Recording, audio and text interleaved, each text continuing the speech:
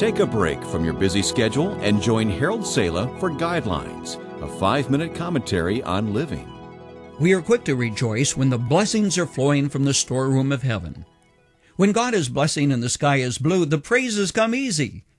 But when the reservoir of divine blessing seems to have run dry and the sky is dark and the clouds heavy, and it seems that when you want God to say yes, He says no, or perhaps you wonder if He's saying anything at all, that's when you learn what it is to walk by faith and not by sight. Many, though, seem to run out of faith. The reservoir of hope goes dry, and they fight despair and discouragement. We're much like Robby Gordon, the man who was leading the Indianapolis 500 road race, cruising along at breakneck speed in the lead, about to finish the race. He was about to win his first big triumph in the event. He could almost taste it. Twice before, he had finished fifth. He had just finished the 199th lap when his team decided to gamble. Instead of flagging him down to the pit for refueling, they gambled on his having enough fuel to make it. They were wrong. And as his magnificent racing machine sputtered and stopped, running out of gas, others sped on by and he coasted to fourth place. "I want to sit down and cry," he told reporters, adding, "We came so close to winning the Indy 500. He also said a few other things that shouldn't go into print.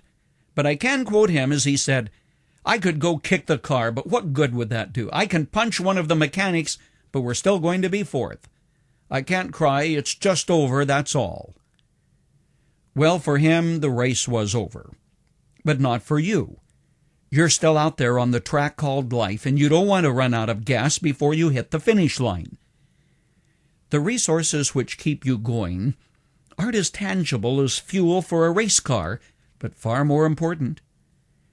When people begin to dry up spiritually and hope begins to wither, they almost always withdraw.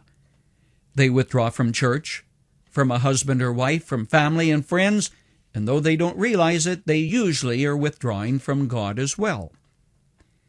That accounted for Elijah taking that long tour through the wilderness when God had to turn him around and send him back to work. It was the reason Jonah went AWOL, wanting to take a vacation on the Spanish Riviera instead of going to desolate Nineveh. That's also why vast numbers of people today have all but given up hope.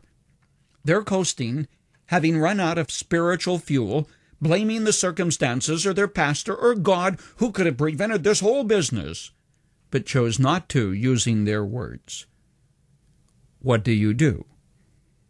In the flyleaf of my Bible, I've written the words of Andrew Murray, which help restore hope. He wrote, "In times of trouble, God's trusting child may say first, 'He brought me here. It is by His will I am in this difficult place. In that will I rest.' Next, He will keep me here in His love and give me grace in this trial to behave as His child. Then He will make the trial a blessing, teaching me the lessons He intends me to learn and working in me the grace He means to bestow. Last, in His good time, He can bring me out again, how and when He knows.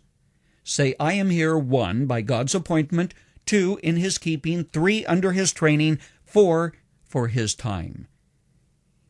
And then under these words are a scripture verse that Andrew Murray often quoted, Psalm 50:15. "And call upon me in the day of trouble. I will deliver thee, and thou shalt glorify me." Friend, when the despair of hope has set in and you think you're running out of gas, remind yourself of what you know is true and keep on keeping on for the Lord.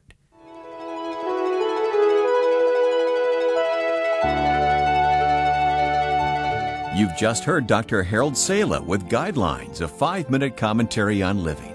If you would like to listen to the program again, download a copy, subscribe to our e-commentary, or view other resources, visit guidelines.org. We would like to hear from you too.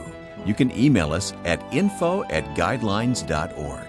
That's info@guidelines.org. Thanks for listening, and we invite you to join us again for the next edition of Guidelines.